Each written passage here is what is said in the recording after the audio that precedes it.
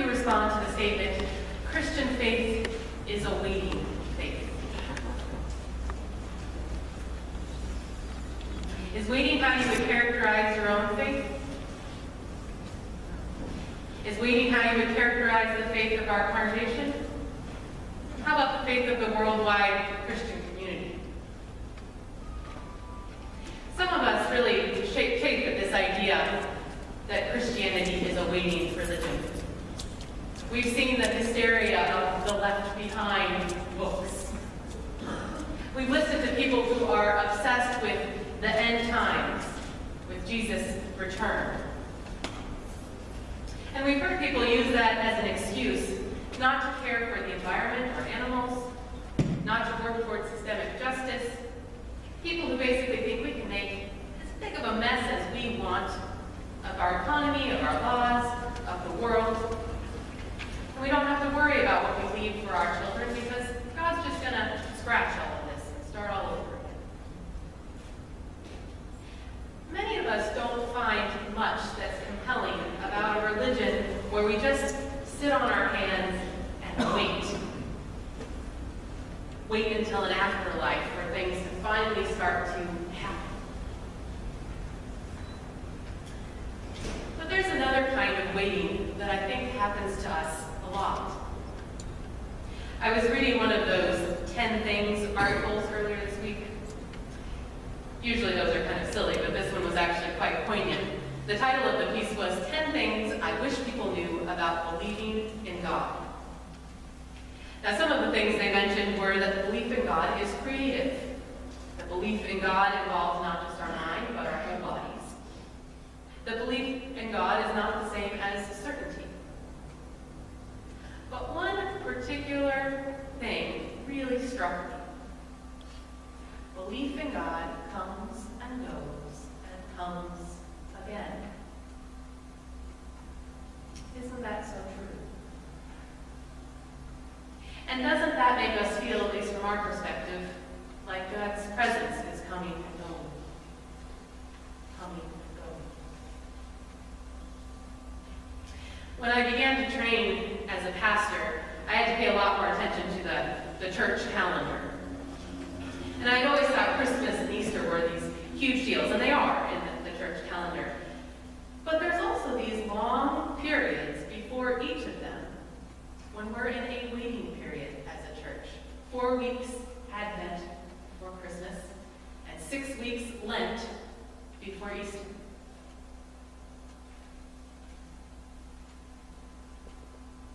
And it's not just to remember and commemorate the waiting that was done thousands of years ago as people waited for those actual events. We celebrate it because waiting, for most of us, is a big part of our faith journey. The disciples, about a chapter before our parable this morning, asked Jesus, what will be the sign of the coming of the end of the age? Their questions remind me of a kid waiting at the security checkpoint at the airport, asking, Dad, when is Grandma going to get here? What is she wearing? I can't see her yet. Will she call us when she lands? Their questions also sound a bit, well, American. Like they're out of a culture that's as obsessed as ours is with plans and punctual timing, rather than an African or a Latin American culture where time is much more fluid. And perhaps it's that sort of culture shift that Jesus is trying to engage in with them over the next couple chapters as he tries to explain what the inbreaking of the kingdom actually will look like. Something much more fluid, much more unpredictable than they are comfortable with. And a waiting that will look worlds different than what they anticipated.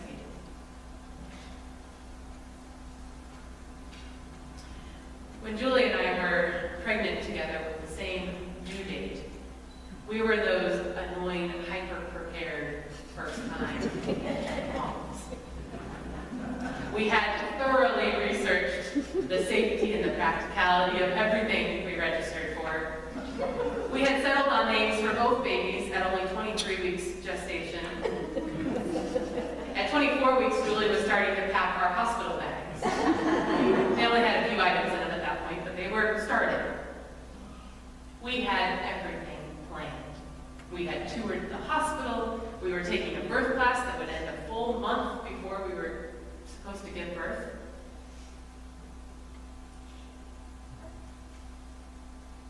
We had asked all the questions we were supposed to. What if we both go into labor at the same time? Do we give birth in the same room? What if one of them comes 2 weeks early and another 2 weeks late? How do we plan maternity leave for that? And what if there are one of those crazy New England nor'easters on or around our due date, which was February 23rd? We were prepared.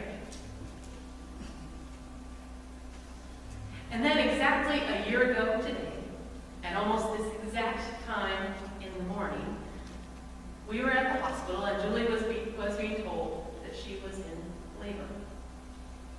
That our little guy was on his way 3.5 months early. Now, no matter how prepared you are, I don't think there are many parents who are prepared for their child to come that early. Our hospital bags weren't finished being packed. In fact, when we left for the hospital, we didn't even know Julie was in labor, so we left them at home. So then when Julie was transferred by ambulance to a hospital 2 hours away that actually had the capabilities to handle a child this premature, we had nothing but clothes on our backs. We didn't even have a cell phone charger or a contact case. But what we did have was a name. So many babies in the intensive care nursery have signs above their isolettes that read Baby Johnson or Baby Smith. Because the parents thought it had months to come up with a name. We were very lucky to have a name for our little boy. What we weren't prepared for was the kind of waiting we would do for our little guy to come home. What we expected was that we would spend a couple days in the hospital, and then we would be cooing and cuddling at home, like all parents expect to be doing. We didn't expect to be going back and forth between home and work and a hospital 2 hours away for 101 days. We didn't expect that we would watch his fused eyes finally open. We didn't expect that we would watch his skin become opaque instead of translucent. We didn't expect that we would watch his ears move up to the right place on his head. That was all supposed to happen in the womb, during a different kind of waiting. And we didn't expect to have to make hundreds of life and death medical decisions for him before his heart came to mid-beating 6 months. As the non-birth mom, I certainly didn't expect to play such an active role in those 3.5 months of waiting as I did. Our parable this morning tells us about these 10 bridesmaids who are waiting. They're waiting because the groom, as was tradition, had gone to the bride's home to fetch her and bring her back to his home for the ceremony and the celebration. The bridegroom was a very popular character Jesus used in parables to refer to himself. And the church or the disciples were often referred to as the bridesmaids or the bride. We heard in this story how some of the bridesmaids were wise. They brought extra oil with them. And we heard how some of them were foolish. They didn't bring oil and they ran out and they had to go get more. And they end up getting locked out of the wedding. And they get to hear from the groom, "Sorry, I don't know you." Ouch. Many of us, I'm sure, can relate to the procrastination of these bridesmaids. And we could just leave it at that this morning. The Boy Scout motto, be prepared, because you never know when God or Jesus will show up, and you should expect to be ready. a lot of questions for me. First, was it really that the bridesmaids without oil weren't prepared for the groom's arrival? I mean, it's easy to think, well, yeah, gosh, they were so foolish. They weren't prepared for his arrival at all. He was late. They had extra time to prepare, and they still weren't prepared. But a number of the commentators I read this week pointed out that it actually wasn't the groom's arrival they weren't prepared for. All of these bridesmaids showed up with their lamps, likely lit and ready to go. They had all planned and prepared for his arrival. And it wasn't even that some of them gave in to the human urge to sleep and others didn't. They all fell asleep. The only thing that separated the wise bridesmaids from the foolish ones was that the foolish ones weren't prepared to wait. They weren't prepared for the groom's delay. The wise ones were prepared for the wait. They realized that life keeps happening even during those waiting periods, that they would still need light even before the groom arrived. And that as life often does, they might be thrown a curveball and end up having to wait a lot longer than they anticipated. Well, here's my next question about this parable. Are the bridesmaids really kept out of the wedding because they didn't have enough oil? The parable is divided so nicely and neatly into 5 and 5. 5 wise and 5 foolish. But what if there was a bridesmaid that had run out of oil but decided not to go get more? Stayed there, went with the groom back to the wedding. Sure, she might have been a little embarrassed not to have a light of her own. But would she have got into the wedding? I wonder. Biblical commentators tell us that weddings were one of the primary places where single women would go to meet suitors, or rather for their families to meet his family. And so it may have been that not having a light wasn't something essential. There probably would have been enough light just from those 5 carrying them to light the way for all of them. But it probably was competitive. They wanted to not be shown up. They wanted to have their face lit. They wanted to put on appearances, and thus they were so caught up in trying to impress that they completely neglected the bride and the groom, who were right there coming. As my friend Bobby preached at my installation last Sunday, shared in our clergy group this week, he said, who cares, other than your own pride, if your lamp is lit? All that matters is that you're present and that you stay focused on what matters with the bride and the groom. When Jacob was born a year ago today, we were completely unprepared with stuff. We were completely unprepared emotionally, and mentally, and physically. We didn't have anything to offer our little boy, not even a blanket. We had to use the ones they had right there in the ICN and wait for some of our friends to send us blankets that we had asked for on Facebook. But looking back on it, we did get one thing right. Instead of going to get stuff, instead of getting everything perfect and ready at home, instead of letting our feelings of being unprepared turn into fear or shame and keep us from his room, we pushed through those feelings and we were there. We were there with him as much as we possibly could be.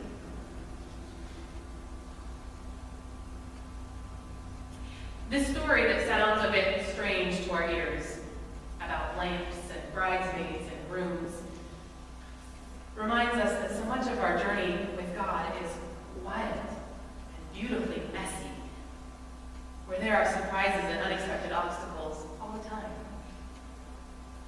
It's not a clear, tame journey where everything can be planned and known and expected ahead of time. God's timing is much more fluid than ours. The timing of faith and love are much more fluid than we care to admit. They come and go and come again.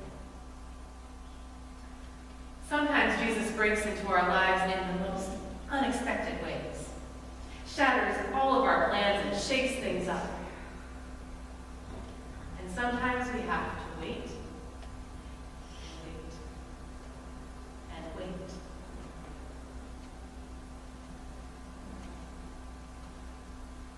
We have to wait for Jesus and his kingdom of love and peace and justice to come.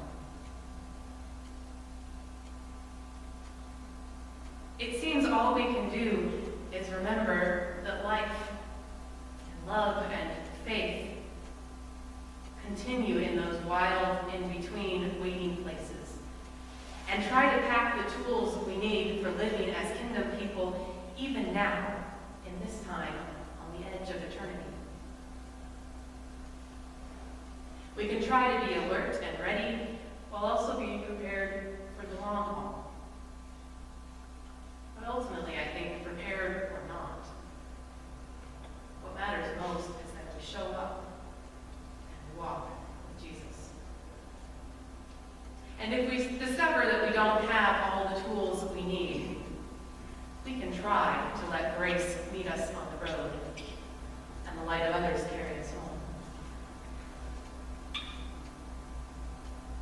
Part of the reason that we believe in our tradition that it is a good and wonderful thing to baptize infants is for this very reason.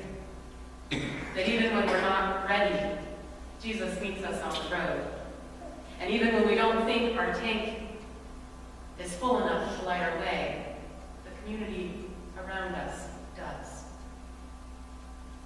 That even as we wait for the fullness of grace and the fullness of Christ to be embodied in us, they hold us and they fill us even now. In whatever ways you are waiting this week, I pray that you'll head out this morning from this place with enough in your tank, not only for what you might encounter, but for all the ways you may have to wait. And I pray that if you're caught unprepared, you will have the courage to stay where you are